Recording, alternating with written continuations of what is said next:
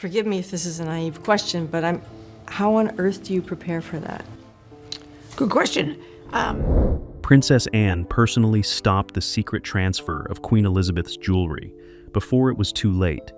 The operation had been carefully arranged, quietly executed, and was nearly complete. One person saw through it, one person moved against it, and the fallout inside Buckingham Palace has not settled since.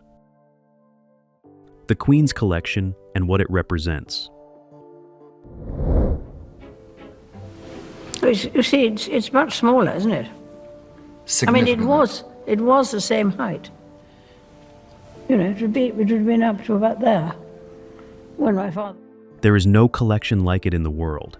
Queen Elizabeth II spent 70 years on the throne, building one of the most remarkable personal jewelry collections ever assembled by a single individual. The pieces range from items of staggering monetary value to objects whose worth no appraiser can calculate, because it is not just about the stones, it is about what the stones witnessed. Brooches worn at coronations, necklaces received from foreign heads of state, rings that passed through generations of royal hands before they reached hers, tiaras that appeared in official portraits, state banquets, and quiet family photographs stretching back almost a century. Each piece holds a story. Each piece holds a weight that goes far beyond its setting. Serious appraisals over the years have placed the total value of the collection somewhere between 300 million and 500 million pounds.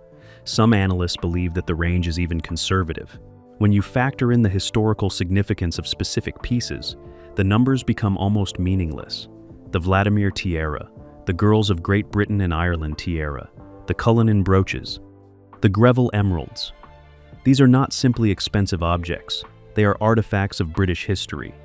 Each one is tied to a chapter of the monarchy's story in ways that make them effectively irreplaceable. The Queen understood this better than anyone. She did not treat the collection as personal property in the conventional sense. She treated it as something she held in stewardship, something she was responsible for passing on intact. That philosophy shaped how she wore the pieces, how she stored them, and how she spoke about them in private. People who knew her well have described her relationship with certain pieces as almost devotional, not vain. Devotional. There is a difference. Now here is where things start to get complicated, and this is the part that most people do not know. Not all of the pieces in Queen Elizabeth's collection carry the same legal status.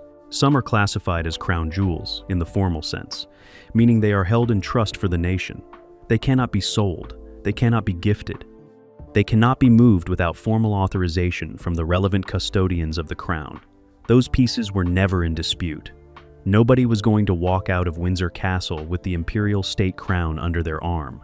But a significant portion of the collection exists in a far grayer legal territory. These are pieces classified as personal property, jewelry that was gifted to the Queen privately, items she purchased herself, pieces passed to her through family channels that were never formally entered into the Crown's inventory.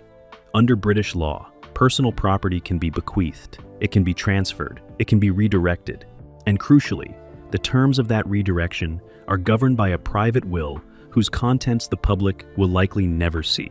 Queen Elizabeth's will was sealed by court order shortly after her death in September 2022. A judge granted that sealing on the grounds that making the contents public would not be in the public interest, a standard applied to British monarchs going back decades. What that means in practice is that the division of the Queen's personal estate, including the personal jewelry, is a process that unfolds largely out of public view. It involves legal advisors. It involves palace officials. It involves the keeper of the privy purse. And it is supposed to be orderly, structured, and managed with the full knowledge of the relevant family members. Supposed to be. That phrase is doing a lot of work here. Keep it in mind. The other thing worth understanding is the emotional dimension of this collection. These pieces were not just assets to the people closest to Queen Elizabeth. They were memories. A brooch she wore on a particular day, a necklace she had on in a photograph you remember. For her children especially, the jewelry was tied to a lifetime of moments. Christmases at Sandringham, birthdays at Windsor, ordinary Tuesday evenings that somehow became permanent in the memory because of a particular piece catching the light in a particular way. Princess Anne has been especially connected to this dimension of the collection. Of all the Queen's children, Anne was widely regarded as the closest to her mother, in temperament, in values, and in her understanding of what the monarchy actually demands of the people who serve it. Anne did not chase public sympathy. She did not court media attention. She showed up, did the work, and kept her mouth shut. Just like her mother.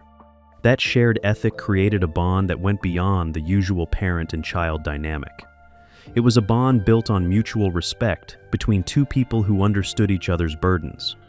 That context matters, because when Anne discovered that something was being done with her mother's jewelry that had not been openly discussed with the full family, her reaction was not simply that of a daughter protecting a sentimental inheritance.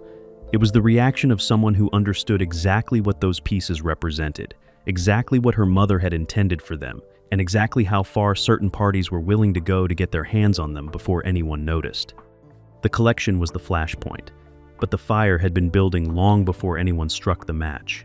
And to understand what Anne walked into, you first need to understand the plan that was already in motion before she found out about it. The plan nobody was supposed to know about. Every palace operation has a paper trail, even the ones designed to leave none. And that is the first thing you need to understand about what was allegedly being arranged in the months following Queen Elizabeth's death. Someone had been careful, very careful, but not careful enough.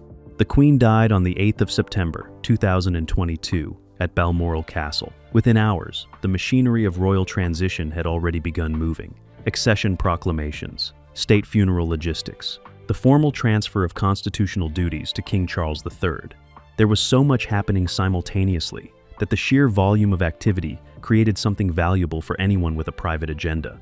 It created cover. In the weeks and months that followed, the palace was operating in a state of controlled chaos. Staff were being reorganized, residences were being reassigned, personal effects were being cataloged and assessed. The sheer scale of Queen Elizabeth's estate meant that dozens of people were involved in the process of sorting, documenting, and preparing items for their various designated destinations. It was, by any measure, an enormous logistical undertaking. And enormous logistical undertakings have gaps. Gaps in oversight, gaps in communication, gaps that a determined person could quietly walk through. Here is what sources close to the situation have indicated. At some point in late 2022, a process was initiated to move a selection of pieces from Queen Elizabeth's personal jewelry collection. Not the crown jewels, not the formally inventoried state pieces, the personal pieces, the ones sitting in that gray legal territory described in the previous chapter, the ones whose disposition was governed by the sealed will and the private instructions of the estate's executors. The process was not announced. It was not circulated among the full family. It was being handled through a narrow channel involving a small number of individuals with access to the relevant storage facilities and the administrative machinery of the estate. The pieces in question had reportedly been identified in advance. A selection had been made, and the arrangements for moving them were being quietly finalized. Now pause here for a moment, because the question that immediately arises is an obvious one. Who was behind it? That question does not have a simple public answer. The palace has never formally acknowledged that any such transfer was attempted. No official statement has been issued. No named individual has stepped forward to confirm or deny their involvement. What exists instead is a pattern of reported behavior, a set of circumstances described by multiple sources over time, and a response from Princess Anne that only makes sense if something significant was actually happening. You do not stop something that does not exist. Anne stopped something. That much is not in dispute. What the available reporting suggests is that the individuals involved in arranging this transfer were operating with a level of confidence that indicated they believed they had either the authority or the protection to do what they were. This was not the behavior of people acting in panic. It was the behavior of people acting on a plan that had been thought through, a plan that accounted for the noise and distraction of the transition period and used it deliberately. The timeline is important here. The window between the Queen's death in September 2022 and the formal settling of her estate stretched across many months. During that window, the legal status of the personal jewelry existed in a kind of limbo. The will was sealed, the executors were working, and the full terms of what went to whom had not yet been formally communicated to all parties. That limbo created an opportunity, and someone appears to have decided to use it. There is another layer to this that makes the situation considerably more troubling. The pieces reportedly being earmarked for transfer were not random selections from the collection. According to what sources have described, the items identified were among the more personally significant pieces, not necessarily the most monetarily valuable. Significant in a different way. Pieces with documented histories, pieces that appeared in well-known photographs, pieces that would have been immediately recognizable to anyone familiar with the Queen's public appearances over the decades. That specificity is telling.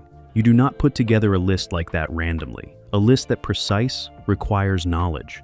Knowledge of the collection, knowledge of the Queen's documented wearing history, and knowledge of which pieces carried the most personal and historical weight. Whoever was behind this knew exactly what they were looking for, and they knew exactly why those particular pieces mattered.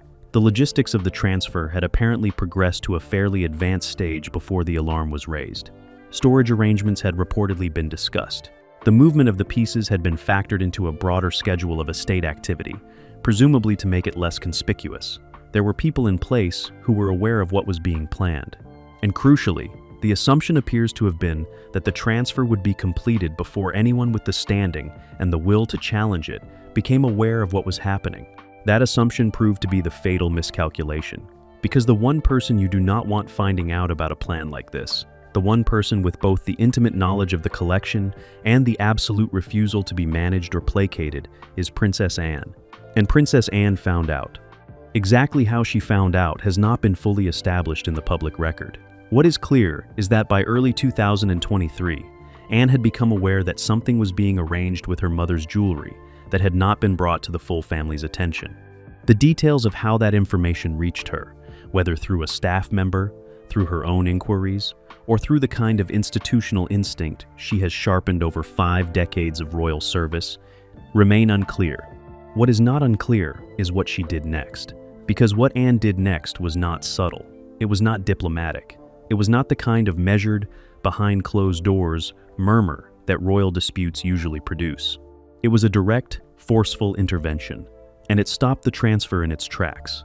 The question now is how she did it, and more importantly, what it cost her. Anne steps in. Princess Anne has a reputation inside the royal family that the public only partially understands. The outside world sees the no-nonsense horsewoman, the plain-spoken princess who does not suffer fools, the royal who works harder than almost anyone else in the family and asks for nothing in return. All of that is accurate, but it is incomplete, because behind that public image is something considerably sharper. A woman who understands the institution's internal mechanics with a precision that very few of her peers can match. A woman who knows exactly which levers to pull, which conversations to have, and which lines cannot be crossed without consequences. When Anne steps into a situation, she does not do it halfway. That is the first thing people who have worked alongside her will tell you. She does not send a representative. She does not issue a carefully worded letter through a private secretary. She engages directly, she engages completely, and she does not leave until the matter is resolved to her satisfaction. That temperament, which has occasionally frustrated palace officials over the years, became in this instance something close to a superpower. By early 2023, Anne had a clear enough picture of what was being arranged to know that it needed to be stopped immediately. Not discussed, not reviewed, stopped. The distinction matters because it tells you something about what she believed she was looking at.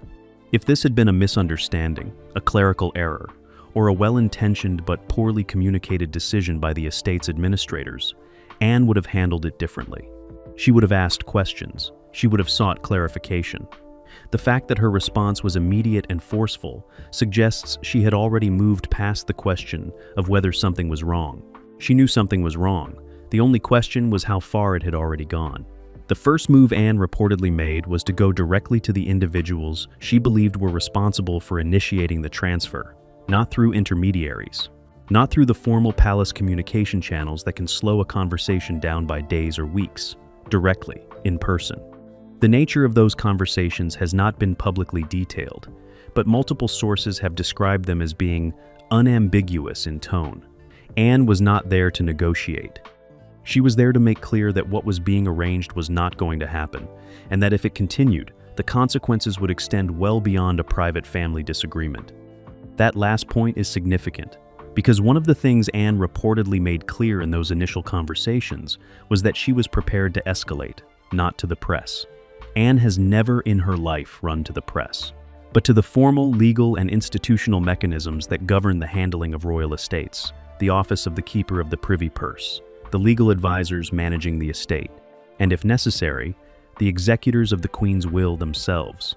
In other words, Anne was signaling that she was willing to make this official, to put it on the record, to force the people behind the transfer to defend what they were doing in a formal setting rather than a quiet corridor. That threat, and it was a threat, appears to have landed, because the transfer was halted. The arrangements that had been in motion were suspended. The pieces that had been earmarked did not move. And the people who had been driving the process found themselves suddenly in a very different position than they had been in 24 hours earlier. But Anne did not stop there. Stopping the immediate transfer was one thing. Making sure it could not simply be restarted once the pressure eased was another. And this is where Anne's understanding of the institution's mechanics becomes critical. She knew that a quiet intervention in a corridor, however forceful, would only hold for so long. Without a formal record, without official documentation of what had been attempted, the whole thing could simply be quietly resumed after she had moved on to other business.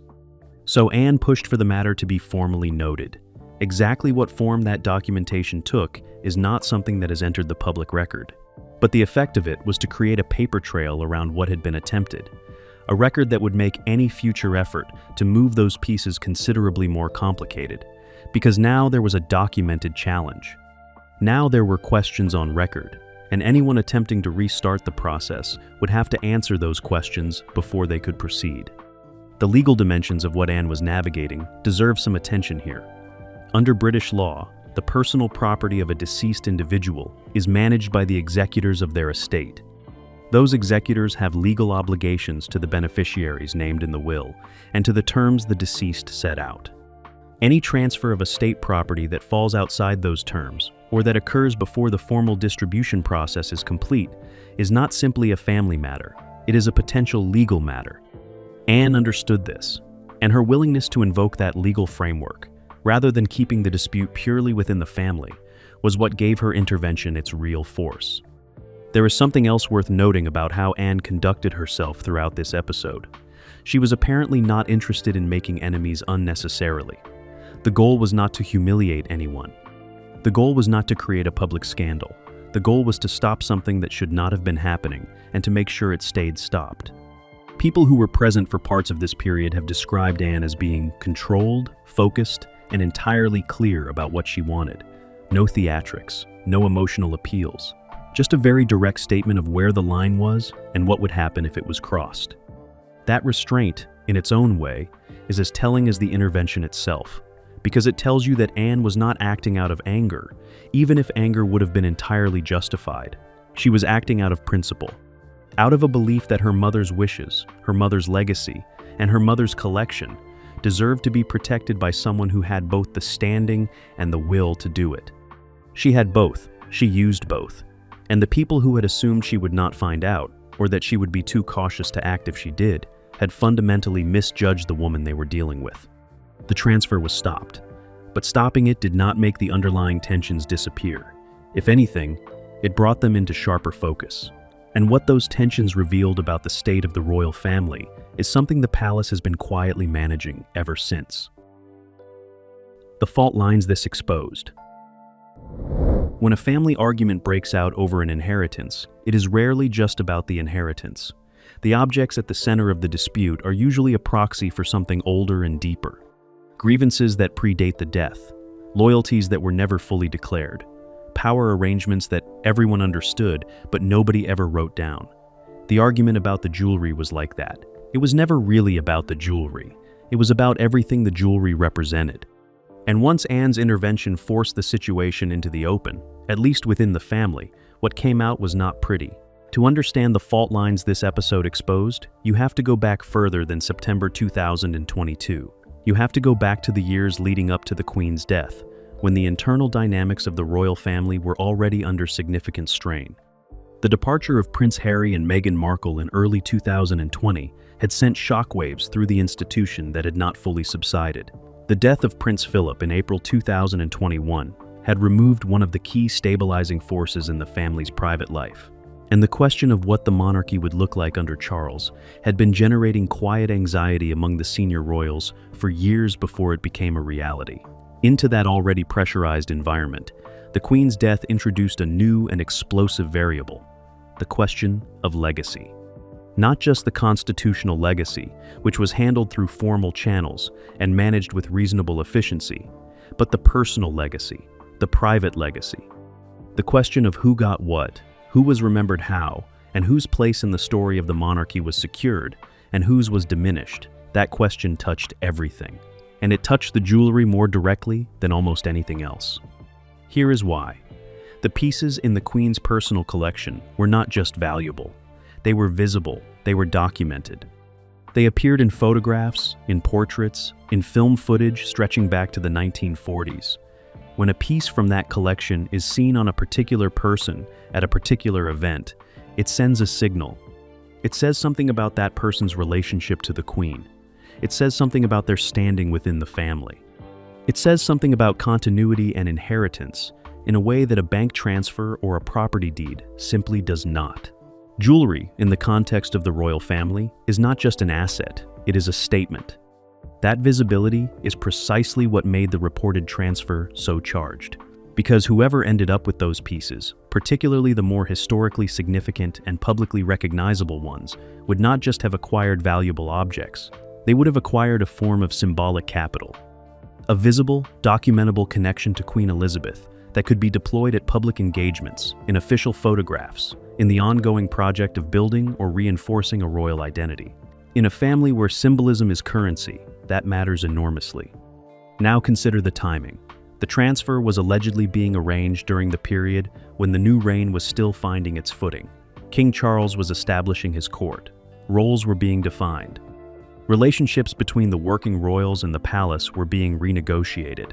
It was a period of significant institutional fluidity. And in periods of institutional fluidity, the people who move quickly and quietly tend to secure advantages that slower, more transparent actors do not. Someone understood that. Someone was moving accordingly. The fault line this exposed between Anne and the parties behind the transfer was not simply a disagreement about jewelry. It was a disagreement about how the family operates. About whether the transition to a new reign was going to be conducted with the transparency and collective agreement that the Queen had always insisted upon, or whether it was going to be a period in which certain individuals used the confusion and the grief and the sheer logistical overwhelm to quietly improve their own positions. Anne's answer to that question was unambiguous.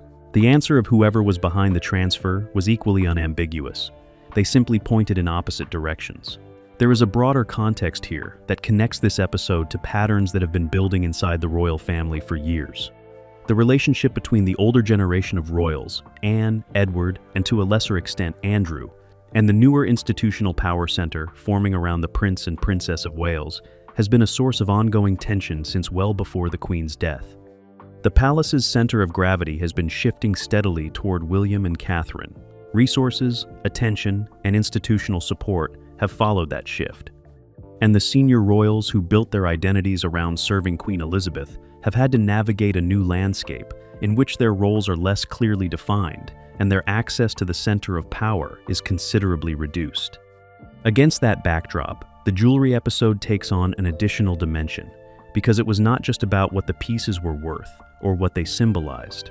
It was also about who had the standing to make decisions about them, who was inside the circle and who was outside it, who the new reign was going to treat as a full participant in family decisions, and who was going to be managed and informed after the fact. Anne's intervention was, among other things, a refusal to accept the latter status.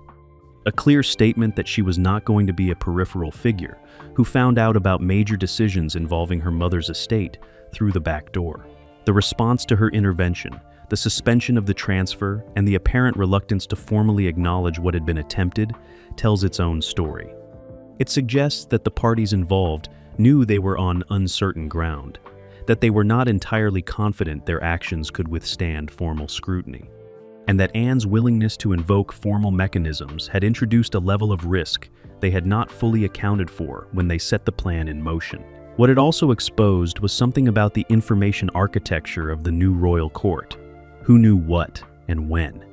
The fact that a process involving the Queen's personal jewelry had progressed to an advanced stage without Anne's knowledge points to a deliberate decision to keep her out of the loop. That is not an oversight. That is a choice. And it is a choice that tells you something about how certain people within the institution view Anne's role and her authority in the post-Elizabethan era. Anne has spent 5 decades earning her place in this institution through sheer consistency and dedication. She has carried out more official engagements than almost any other royal. She has never generated a scandal. She has never broken ranks publicly. She has been, by any reasonable measure, exactly what a senior royal is supposed to be. And yet someone decided she did not need to know about a plan involving her mother's most treasured possessions until it was already done. That decision backfired, badly. But the fact that it was made at all says more about the current state of the royal family than almost anything else that has emerged since the Queen's death. The fault lines are real, they are deep, and Anne's intervention over the jewelry did not close them. It simply made them impossible to ignore. What happens to the jewels now? The transfer was stopped, the immediate crisis was contained. But the jewelry is still there, and the questions surrounding it have not gone away. If anything, they have multiplied. Because once you know that an attempt was made to quietly move pieces from Queen Elizabeth's personal collection, and that the attempt was stopped not by the formal mechanisms of the estate, but by one determined woman acting on her own initiative, you are left with a very uncomfortable realization. The formal mechanisms were not enough, and if Anne had not found out or had not acted, the transfer would likely have been completed before anyone with the standing to challenge it knew it had happened.